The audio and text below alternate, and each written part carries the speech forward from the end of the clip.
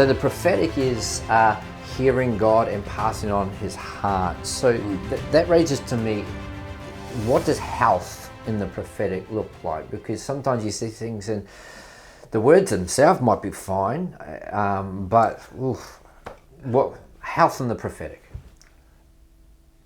Jesus said, by their fruits you shall know them.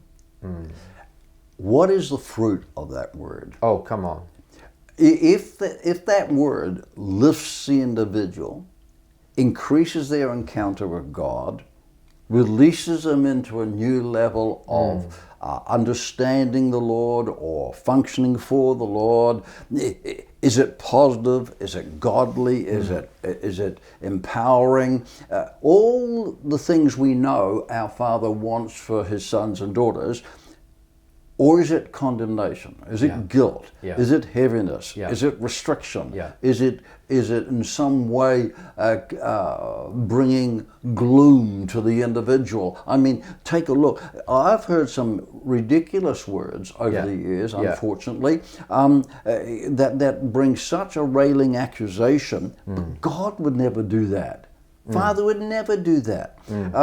And so I would say this: health in the prophetic is the fruit, or seeing the fruit of healthy people getting more healthy spiritually.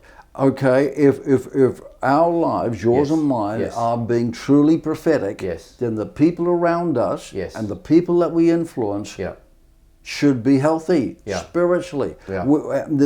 The result of you and I speaking the heartbeat of God to them should be that they increase in their love for him, they increase in their availability to be used by him, not condemned, not put down.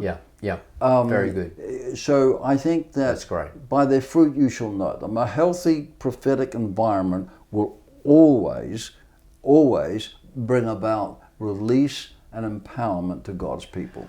It just makes me think again that the importance of the one doing the prophetic ministry on whatever level that is. Hearing from God is, like, for me, step one. And in fact, for me personally, I feel that's almost the easy part because I've so developed that. But where the wisdom is needed is, how do I now communicate this? So that the person is receiving what I've received from the Father, because it can get lost in the middle ground, which is my point of translation. And I think that itself will result in the fruit. And so even if we know we've heard from God and we're not seeing the fruit, maybe there's something in the delivery that God wants to refine. Would you say that? I would say that, absolutely. But I would also say that maybe this is a little word of a little word, not of correction, but a little word of woo, pause, consider for a moment for someone listening right now. Okay.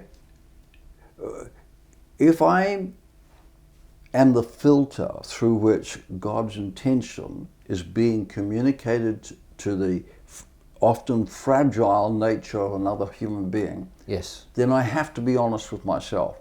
If I've got personal wars raging on the inside of me, if I have got unresolved issues raging inside of me, and I know that I'm not in a peaceful place internally, then I have to get aside with my Father first. Very good.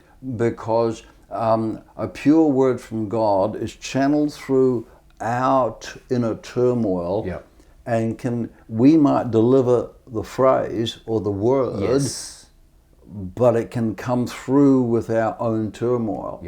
And so it's a good word. This is not saying we're trying to restrict people. Or we don't have to be perfect. But absolutely not. None of us are perfect. But I think as far as preparation of our own heart is important. Be a worshiper, be a lover of Jesus, be a lover of the Father's heart, and know that within yourself, as far as you're aware, you're at peace and rest, because out of that peace and rest, you'll not only interpret more clearly, but you'll deliver more accurately.